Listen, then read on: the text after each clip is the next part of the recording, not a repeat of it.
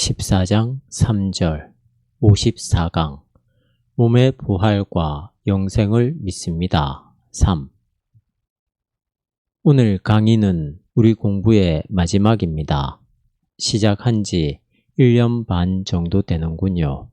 사도신경 해설이 전체 14장으로 되어 있어요. 나는 믿습니다로 시작했어요. 단락마다 작은 소제목을 적으면서 판넨베르크가 14장으로 나누어서 쓴 책입니다.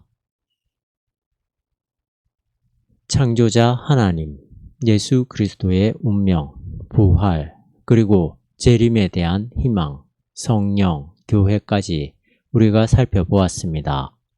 오늘 우리가 볼 내용은 14장 마지막 장의 세 번째 공부입니다. 몸의 부활과 영생을 믿습니다. 이것에 대해서 두 번에 걸쳐서 이야기했죠. 몸이 다시 사는 것과 영원히 사는 것, 이 두 가지가 사실은 서로 연결되는 거죠. 다시 산다는 것은 부활이겠고 영원히 산다는 것은 영생이지요.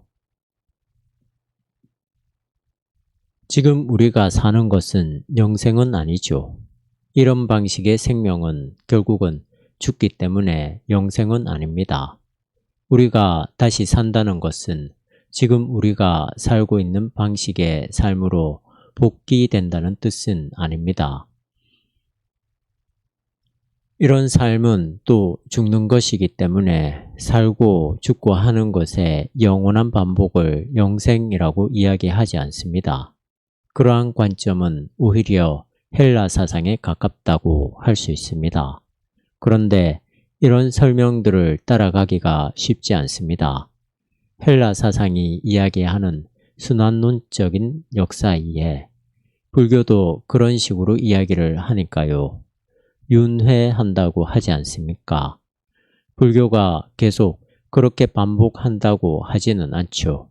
결국은 해탈을 한다고 하니까 그런 부분하고 기독교 신앙과 연관시킨다면 해탈이 바로 부활, 몸이 다시 사는 것, 영생 이런 것하고도 연결되는 것 같습니다. 두 가지 종교를 서로 비교해서 공통점을 찾아낸다고 하는 것은 그렇게 적절하지 않습니다. 출발이 다르기 때문에 비슷한 개념이 있다고 하더라도 그게 딱 들어맞는다고 말하기는 힘들죠. 어쨌든 흐름, 거친 그림으로 볼 때 해탈은 전혀 다른 열반 세계로 들어가는 것이기 때문에 부활하고 연관된다고 볼 수 있는 거죠. 부활도 지금 같은 삶으로 돌아오는 것이 아니라 질적으로 새로운 삶으로 변화하니까요. 몸이 다시 사는 것과 영원히 사는 것, 이 두 가지를 좀 생각해 보시라고 하는 것입니다. 이런 것들을 상식적으로도 생각하고 또 가능하다면 전문적인 도움을 받아서 생각해 보고 하는 과정을 통해서 우리의 신앙이 깊어지고 탄탄한 토대를 갖게 될 거예요. 몸이 다시 사는 것과 영원히 사는 것을 믿는다고 하는 것을 실존적으로 좀 생각해 보라는 거죠. 실존적이라는 것은 나의 삶의 실제적인 상과 연결시켜서 생각하는 것이죠. 몸이 다시 산다는 것을 우리가 어떻게 이해할 수 있을까요? 경험을 할 수 있을까요? 기독교적인 답을 여러분들이 모를까봐 이런 질문을 드리는 것은 아니에요. 실질적으로 그게 뭐냐 하는 것을 좀 생각해 보라는 거죠. 그게 감이 좀 잡히나요? 죽었다가 다시 산다는 이 이야기가 질적으로 새로운 삶으로의 변화라고 하는데 과연 그게 뭘까 하는 거죠. 이게 그렇게 간단하지 않습니다. 비유적으로 설명하면 알에서 새가 된다고 말할 수는 있어요. 그러니까 연속적인 부분들이 있지만 알이 없으면 새가 안 되잖아요. 그러나 아래 생명과 새의 생명은 질적으로 다른 겁니다. 그냥 아래 상태에서는 새의 상태를 상상하기 힘듭니다. 새가 된 다음에야 알과의 차이를 실질적으로 이해할 수 있거든요. 그러니까 지금 우리는 부활의 생명, 다시 사는 것을 실증적으로 확인하기가 어렵습니다. 그렇다고 해서 몸이 다시 사는 것에 대한 믿음이 막연하다거나 추상적이라고 하는 것은 아닙니다. 다시 사는 것은 영원히 사는 것이죠. 그런데 영원히 사는 것도 감이 잡히나요? 영원하다고 하는 것 말이죠. 우리가 지금 시간을 인식하고 살 수 있는 것은 유한하기 때문에 가능한 것이거든요.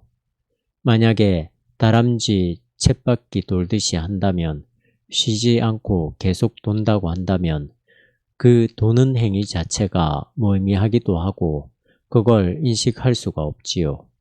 이 설명이 적절한지 모르겠습니다. 우리가 지금 이렇게 시간을 계산할 뿐만 아니라 느끼고 나이도 먹고 시간이 흐른다고 하는 것도 알고 이러한 삶은 나이도 먹고 시간이 흐른다고 하는 것도 알고 이러한 삶은 시간들이 유한하기 때문에 가능한 겁니다. 그게 실질적으로 영원한 거라고 한다면 시간을 경험하기 힘들죠. 하나님 나라에 들어가서 영생을 얻었을 때는 지금 우리가 경험하는 이러한 시간은 다른 의미가 될 겁니다. 그게 뭔지는 우리가 무슨 수로 말할 수 있겠어요? 창조 이후에 시간과 공간이 시작된 것 아니겠습니까? 그런데 종말 이후에 새로운 세계는 창조 질서의 세계와는 다르지 않겠어요?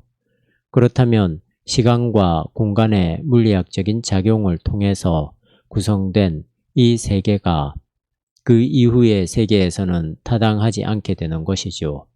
전혀 다르게 되는 거예요. 그런데 그걸 실질적으로 리얼하게 명확히 생각을 해야 될 겁니다. 그러한 훈련이 바로 신학 공부죠. 판넨베르크는 이런 점에서 기독교 신앙 전체를 요약하고 있는 사도신경을 공부하고 있는데 큰 도움을 주고 나아가 기독교 신앙을 체계적으로 이해하는 데 큰 도움을 줍니다. 본문을 좀 보겠습니다. 제가 한번 읽어보았는데 결론 부분이라고 할 수 있습니다. 참 중요한 이야기예요. 왜 중요한지는 또 제가 서론적으로 말씀드리지 않겠고 본문으로 들어가서 말씀을 드리겠습니다. 죽을 수밖에 없는 우리의 현재 생명이 미래 세계의 영생으로 돌입한다는 것은 이것이 곧 죽은 자의 부활인데 고대 기독교에서 모든 인간에게 보편적으로 해당되는 한 사건으로 또한 지금까지의 모든 역사와 세계가 끝날 때 등장하게 될 한 사건으로 기대되었다.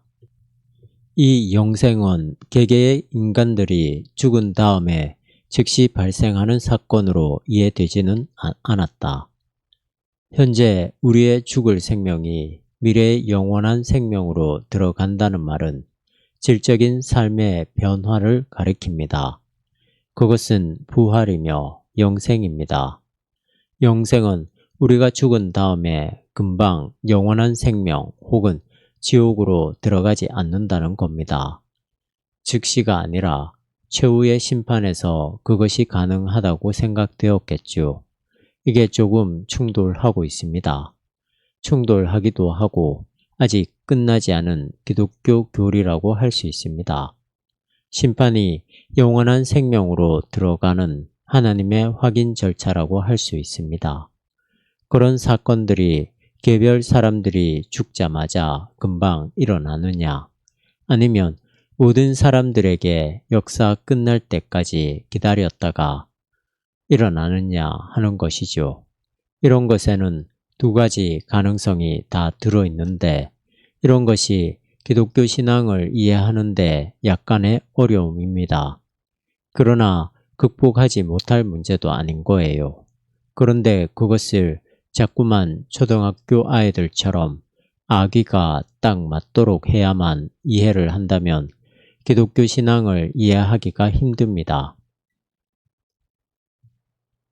개개인이 죽자마자 심판받는다는 말도 옳고 역사가 끝난 다음 모든 사람들이 죽은 자까지 일어나서 한꺼번에 심판받는다는 말도 옳은 겁니다.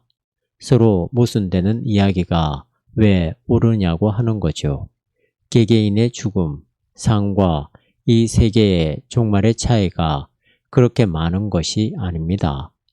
우리가 볼 때는 수억, 수십억 년이라고 해도 좋습니다. 너무나도 까마득한 이야기이기는 한데 그러나 하나님이라고 하는 관점에서 보면 그것도 한순간에 불과한 거예요. 그러니까 이러한 성서가 즉시 심판과 최후의 심판을 서로 때에 따라서 다르게 이야기한다고 해서 거기서 모순되는 것이 없습니다. 개개인의 구원 그리고 불행과 죄책과 죽음을 통해서 이리저리 찢긴 현존의 완성과 인류의 운명은 현 세계의 역사가 종말에 이를 때 발생하는 죽은 자의 보편적인 부활 표상 가운데서 상호 연결된다. 이것은 죽은 자의 보편적 부활이 최후 심판과 하나님 나라의 완전한 계시와 맺는 완벽한 결합에서 드러난다. 이 하나님의 나라는 인류의 사회적 운명이 성취되는 것을 말한다. 지구 안에서의 우리 삶이 불안하잖아요. 상처도 많습니다. 그러한 우리의 삶이 완성되는 것과 인류 운명의 완성되는 두 가지 문제는 마지막 때 일어나는 죽은 자의 보편적 부활 가운데서 서로 연결된다고 판넨베르크가 설명합니다. 바로 제가 앞서 설명한 것과도 연관되는 이야기입니다. 개개인의 심판과 종말의 모든 일들에 임하는 최후의 심판이 다 연결되어 있다고 이야기했잖아요. 보편적 부활이라는 말을 어렵게 생각하지 마십시오. 보편적이라는 것은 모든 사람들에게 해당되는 것이라고 생각하시면 됩니다. 이런 것들이 부활, 심판, 하나님 나라와의 결합을 통해서 이해할 수 있다고 하는 거죠. 개개인의 차원에 떨어지는 것이 아니라 전체로 연결된 인류의 운명인 겁니다.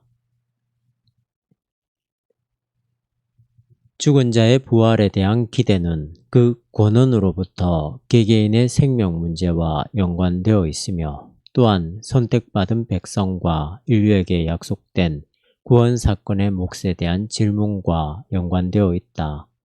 개체 인간의 삶에서 활동하는 하나님의 정의로움을 어떻게 보증할 수 있는가에 대한 질문은 현 생명의 부정적인 대차대조를 피한적으로 균형 잡으려는 사상이 아닌가라는 의아심을 불러일으킨다. 그렇지만 죽은 자의 부활과 죽은 자의 심판은 현 역사가 끝날 때 모든 이들이 개인적으로 감당해야 할 사실이며 또한 이것이 종말에 이루어질 하나님 나라의 서막이라는 생각은 개인이 감당해야 할 인간 운명의 성취를 모든 다른 개인이나 인간 사회와 연결시킨다. 개개인의 문제와 인류 전체의 문제가 서로 연결됩니다. 어느 한쪽으로만 쏠리게 되면 곤란한 거죠. 개개인이 없는 인류가 없고 인류 빼고는 개개인을 이야기할 수 없으니까요. 개개인으로서는 인간 경험을 하기가 어렵습니다. 두 가지가 다 연결되는 거죠. 혼자 있다고 생각해 보십시오. 거기서 인간됨이 인식되고 경험될까요? 극단적인 예를 들어서 아무도 없고 혼자 있다고 생각해 보십시오.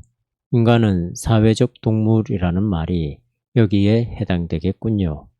거꾸로 사회적인 관점으로만 인간을 다 결정할 수는 없는 거예요. 사회적인 연대를 갖고 있으면서도 인간 개개인으로서도 인간 특성을 유지할 수 있거든요. 지금 부활과 영생을 이야기하고 있지 않습니까? 기독교가 말하려는 것은 이 땅에서 살아가면서 받은 손해를 나중에 하늘나라에 가서 피한적 차원에서 보상받으려고 하는 것에 불과한 게 아니냐는 의심이 있는 거죠. 그걸 판넨베르크는 대차대조라는 단어로 설명한 겁니다. 예수 믿는 사람들이 천당 가서 잘 먹고 잘 산다고 생각하는데 그러면 이 땅에서 억울하게 당해도 만족하게 살면 되지 않느냐는 겁니다. 마르크스가 종교는 아편이라고 했잖아요. 피한적으로 위안을 주는 것에 불과하다면 결국은 임시조치고 현실이 아니라고 하는 점에서 아편과 같은 거죠. 지금 판넨베르크가 그러한 대목을 이야기하는 것 같습니다. 바로 앞서 말씀드린 대로 기독교 신앙이 현재 이 땅 위에서 받은 손해를 피한적으로 보상 주려고 하는 것이 아니냐 하는 의심은 오해입니다. 죽은 자의 부활과 심판은 묶여 있는 거죠. 심판을 거쳐야만 부활 생명을 얻을 수 있고 거기서만 영생이 가능하니까요. 부활 신앙은 심판과 연관된 거예요. 개인이 감당해야 될 몫이고요. 개개인의 문제에 떨어지는 것이 아니라 인류 운명이 완성되는 것하고 개인의 부활에 대한 신앙, 약속이 연결되어 있다고 하는 겁니다. 이 문제는 다음 패러그래프에서 좀 더 구체적으로 다루고 있습니다. 유물론에 근거를 둔 마르크시즘 혹은 마르크시즘류의 사상이나 정치 이념들이 본 기독교에 대한 부정적인 생각들이 정당하지 않다는 생각과 아울러서 세속적인 유토피아니즘이 갖는 문제들을 여기서 지적하고 있습니다. 18세기 이래로 진행된 기독교 종말론의 세속화에서는 이런 연결이 실종되었다. 평화와 정의로 실행되어야 할 완전한 사회의 목표, 즉 사람이 사람을 지배하지 않는 무계급 사회의 목표는 현 세계의 조건 하에서 인간 자신에 의해서 실현되는 프로그램이다. 그런데 근대의 이러한 미래신앙은 미래의 완전한 사회에서 휴머니티가 미래적으로 현실화될 때 과거 세대의 개인들이 참여할 몫이 과연 무엇인가 라는 질문에 대해서 그 어떤 대답도 더 이상 줄 수 없다. 이 근대의 미래신앙에는 아마도 인류의 보다 나은 미래를 위해 개인의 행복이 희생되어야 한다고 주장하는 근대의 혁명운동이 태동되고 있음을 분명히 알 수 있다. 즉, 인류가 개인으로 이루어지지 않는 것처럼 더구나 억압받지 않는 미래 사회의 인간들로만 이루어진 것처럼 말이다. 하나님 나라가 영생과 부활의 지평에서 해명되는 기독교 사상을 18세기 이래의 사회혁명 이데올로기들이 놓쳤다는 점을 지적하고 있습니다. 그러니까 완전한 세계인 하나님 나라는 배제되고 인간 자신이 실행하는 프로그램으로 떨어진 것이죠. 이러한 사회혁명적인 운동들이 18세기 이후에 있었던 거죠. 그러니까 완전한 복지가 되고 민주화가 된 사회에서 그걸 누리는 사람들은 그 시대의 사람들 뿐이지 과거에 그걸 위해서 참여한 사람들에게는 어떤 몫이 돌아갈 것인가에 대해서는 아무런 대답을 주지 못한다는 거죠. 사회혁명들이 말하려는 것은 개개인들의 몫이 좀 줄어들더라도 유토피아, 정말 에덴 동산과 같은 사회 공동체를 세우는 것이 중요하다는 거죠. 결국은 모든 개인들의 삶은 그리고 그들의 행복은 희생되어도 된다고 하는 거죠. 개인을 희생시킴으로써 사회 발전을 이룬다고 하는 겁니다. 그래서 공산주의가 가차없는 계급투쟁, 인정사정 보지 않고 이데올로기를 위해서 가족의 관계마저 절단해버리는 일들이 많이 일어나는 거죠. 그들에게 개인의 행복은 사회 발전을 위해서 희생되어야 한다고 확신한 겁니다. 판넨베르크는 혁명운동의 문제들을 지적합니다. 그러한 사회혁명운동들이 기독교의 영생, 부활, 종말론적 신앙과 투쟁하고 있기 때문에 그렇습니다. 이걸 가리켜서 바로 앞에서 기독교 종말론의 세속화라고 이야기했거든요. 미래의 새로운 세계를 향한 전망인 종말론이 사회 안에서 무계급 사회를 실현하는 목표로 작용하게 된 거죠. 헤겔의 영향력이 큰 겁니다. 혁명운동의 문제점을 지적하고 있어요. 그러니까 인류가 개인으로 이루어져 있지 않은 것으로 생각하고 있는 거죠. 판넨베르크가 볼 때 인류는 개인으로 이루어지는 것이지 개인 없이 이루어지는 것이 아닌데 혁명운동에서는 개인은 없어도 인류가 되는 것처럼 이야기하지요. 그리고 인류는 미래 사람들로만 이루어지는 것이 아닌데도 그런 것처럼 이야기한다는 것이죠. 그래서 자기 생각을 정리하고 있습니다. 마지막 문장이 좀 애매합니다. 독일어 문장을 보세요. Als ob die Menschheit nicht aus Individuen bestünde und zwar nicht nur aus den Menschen einer künftigen herrschaftlichen Gesellschaft. 앞 문장은 분명한데 뒷문장이 좀 그렇습니다. 독일어 문장 구조로만 본다면 혁명 사상의 문제점이 미래 사회에 속한 인간들로만 인류가 구성되는 게 아닌 것처럼 본다는 뜻인데 문맥적으로 보면 이와 반대로 그들이 인류를 미래 사회의 인간들로만 구성되는 것으로 본다는 것입니다. 제가 처음 번역해서 낼 때는 독일어 문장에 충실했는데 여기서는 문맥적으로 번역했습니다.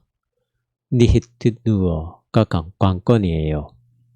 제가 처음에 오역을 한 건지 아니면 이 문장에 다른 의미가 있는 건지 원서의 독일 출판사가 교정을 잘못 본 건지 또는 판넨베르크가 실수한 건지 잘 모르겠습니다.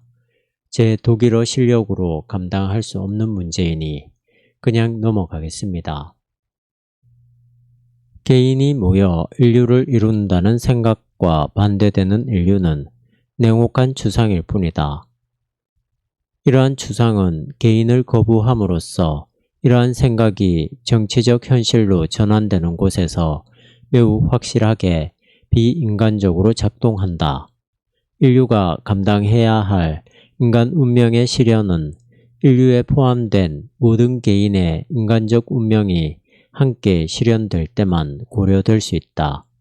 바로 이 점이 모든 죽은 자의 보편적 부활이라는 고전적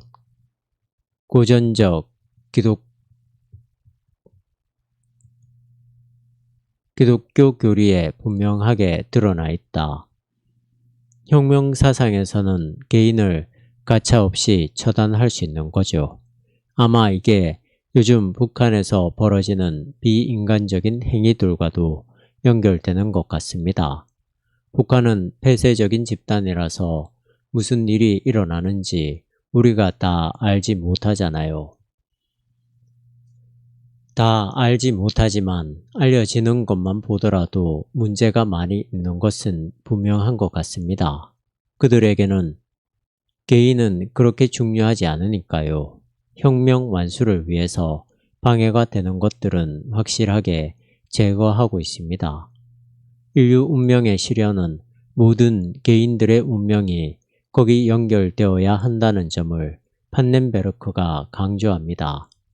미래를 위해서 지금 우리가 희생되어도 좋다거나 전체를 위해서 개인이 희생되어야 한다는 방식은 아니라는 거죠.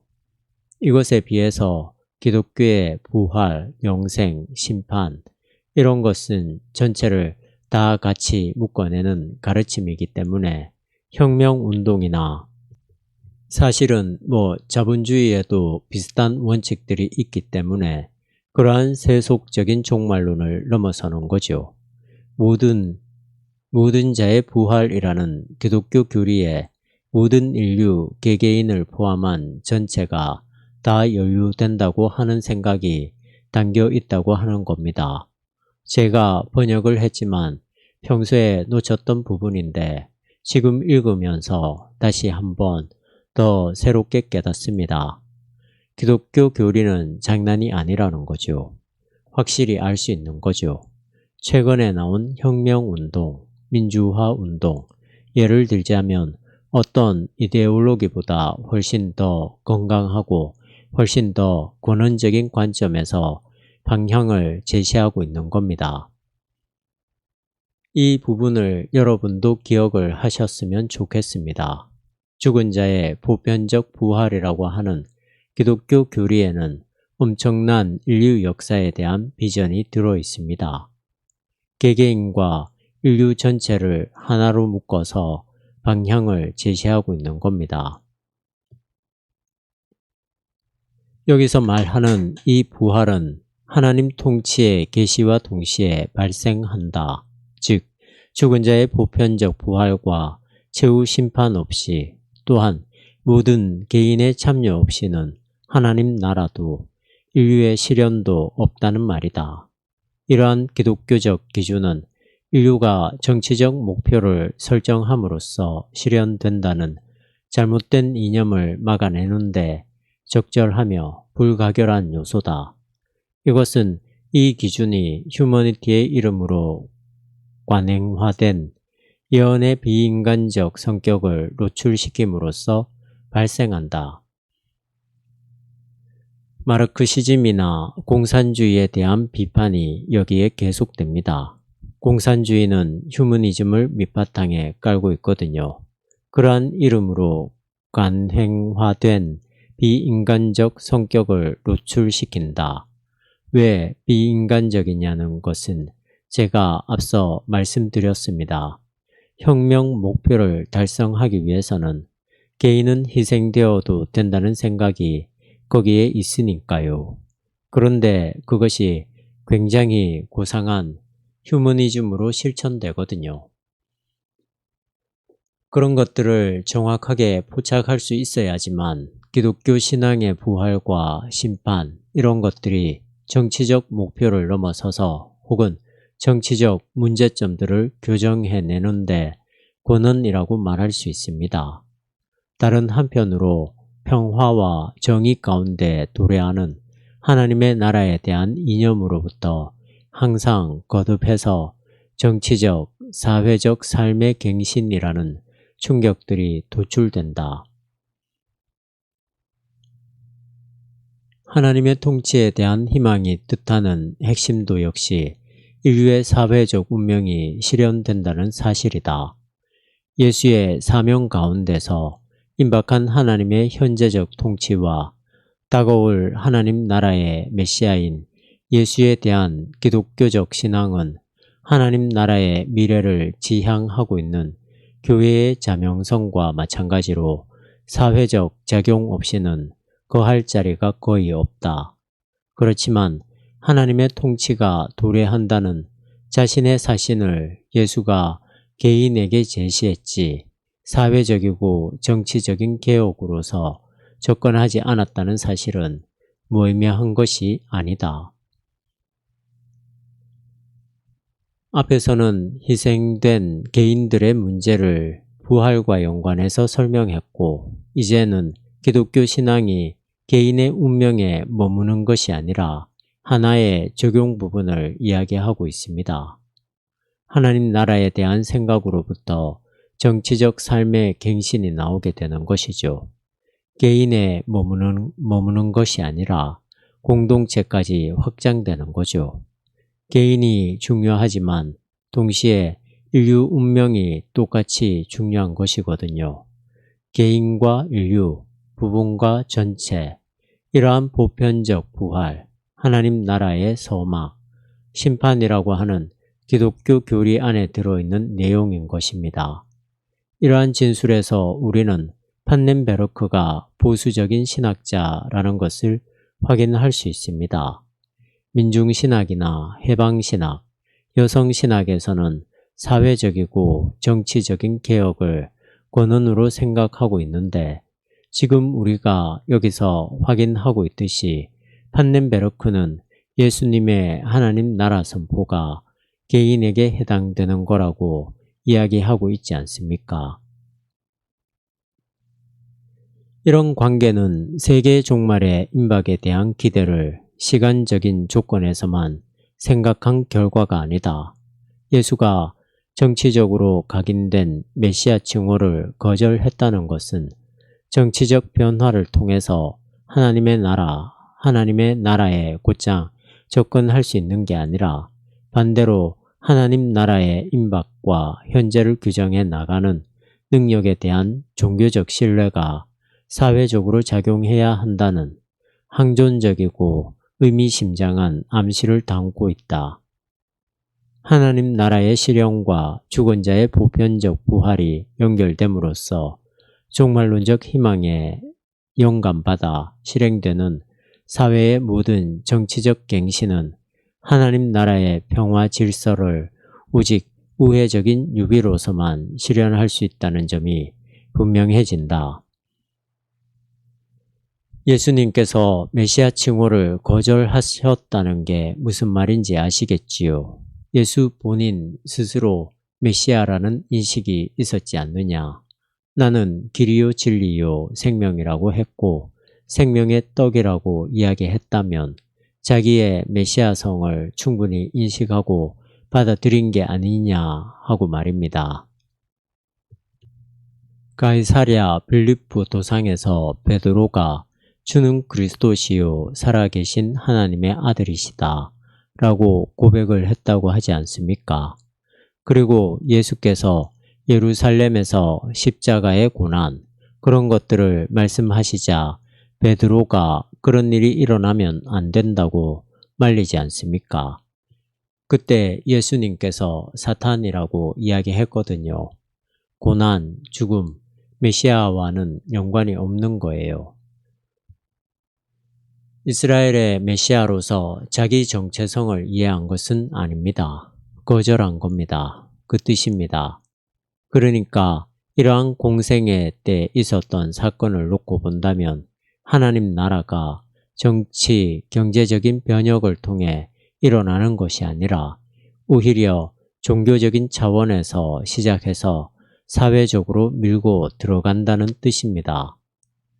직접적으로 어떤 정치적인 프로그램을 실현함으로써 하나님 나라를 실현할 수 있는 게 아니라 그런 것들은 다 우회적인 유비일 뿐이라고 하는 거죠. 그러면 하나님 나라는 공중에 떠 있는 거냐 하면 그건 아닙니다. 그래서 긴장감이 있는 거예요. 하나님 나라가 임박했다고 하는 사실에 우리가 우리 삶을 던질 때에 그것이 종교적인 경우예요. 그 당시에 그러한 깨우침들이 회심이라고도 할 수 있는데요.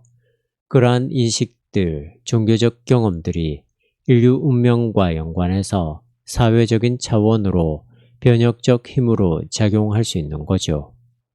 이 평화 질서가 현실적으로 발생하게 되는 그 수준은 사회적이며 정치적인 질서가 그 구성원들에게 그들의 개인적 운명을 어느 정도로나 현실화시킬 수 있는가에 달려있다.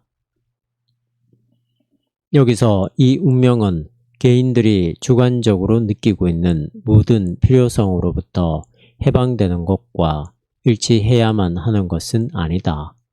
한 사회를 판단할 수 있는 휴머니티의 등급은 그 휴머니티가 인류의 과거 그리고 그들이 속한 국가의 과거와 불편부당하게 맺어진 관계 속에서 측정된다. 그리고 개인의 생명도 역시 현 사회 안에서만이 아니라 개인의 심층적 차원이 포함되어 있는 역사에 연루되어 있다. 그러니까 해방, 휴머니즘 이런 것들이 객관적인 기준들이 있어서 확인될 수 있는 것들이 아니라는 뜻이죠. 그러니까 하나님 나라를 어느 정도까지 정치적으로 실현해야 가능하냐 하는 것을 딱 끊어서 객관적인 기준으로 말할 수 있는 것은 아닙니다. 개인적으로도 그런 거죠. 우리들에게 심층적인 차원이 있기 때문에 전체적인 것으로 다 연결되어 있습니다. 우리 대한민국의 어떤 민주적인 질서들을 북한에게도 똑같이 요구해서 하나님 나라의 실현을 이야기하는 것은 잘못되었다고 말할 수 있는 거죠. 마지막 문장에 가까이 왔습니다. 왜냐하면 하나님의 나라는 오고 있는 세대나 마찬가지로 인류의 과거 세대를 포괄하기 때문이며 또한 하나님의 통치가 도래한다는 희망은 마지막 세대의 구원만을 기대하는 것이 아니라 인류사가 담재하고 있는 모든 시대의 변용을 철저하게 지향하기 때문이다. 하나님의 권능이 빛을 발하게 되는 신적 심판의 불을 통해. 변용이 뭘까요? 그냥 간단하게 이렇게 생각하면 됩니다. 모습이 변화되는 것. 그러나 단순하게 변화되는 것이 아니라 밝히 드러나게 하는 것도 포함된 변화입니다. 모든 시대가 환하게, 모든 시대에 있었던 일들이 환하게 드러나는 어떤 것들이라고 할 수 있습니다. 하여튼 이 문장에서 우리가 중요하게 생각할 것은 다음과 같습니다. 하나님 나라는 어떤 한 시대만이 아니라 전체 시대와 연관되어 있다는 거예요. 원시 시대 살았던 어떤 사람들의 경험도 포괄하는 거죠. 그리고 앞으로 미래에 살게 될 사람들도 마찬가지입니다. 어느 특정 시대에 주어졌던 삶의 가치들만 최고로 하나님 나라의 실증이라고 말할 수 없는 거죠. 각각 모든 시대는 하나님 나라의 빛을 받아서 새로운 생명의 세계로 들어가야 되는 거죠. 거기에 참여해야 되는 거죠. 그걸 변용이라고 하는 겁니다. 이제 우리의 공부를 다 마쳤습니다. 저도 이 판넨베르크 책을 번역하고 몇 번 읽기도 한 사람으로서 다 알고 있었던 것 같은데 다시 읽고 강의하면서 많은 것을 새롭게 알게 되었습니다. 이러한 신학 고수의 책은 한번 읽고 책장에 내버려 둘 게 아니라 반복해서 읽어야 된다는 것을 다시 한번 확인할 수 있었습니다. 저는 이 강의를 진행하는 1년 반 동안 때에 따라서는 시간에 쫓기기도 했지만 전체적으로는 즐거웠습니다. 여러분들에게도 그런 시간들이었기 바랍니다. 그동안 경청해 주셔서 고맙습니다.